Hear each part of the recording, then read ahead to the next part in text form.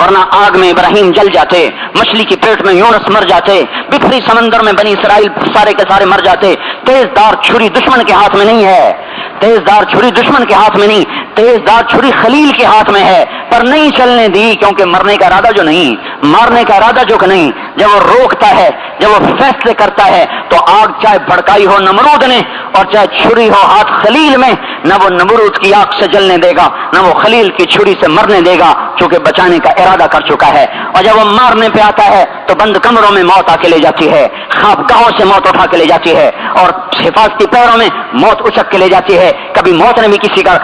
کبھی کسی نے راستہ روکا ہے۔ حجاج ابن یوسف نے کہا سعید ابن جبیر سے ابھی تیرا سر اڑانے لگا ہوں، کہنے لگے تجھے اگر موت کا مالک سمجھتا تو تجھے ہی معبود بنا لیتا، میرا رب فیصلہ کر کے فارغ ہو چکا ہے کہ مجھے کب مرنا ہے، من تو اپنا رونا رو، ان سے کچھ نہیں ہوگا۔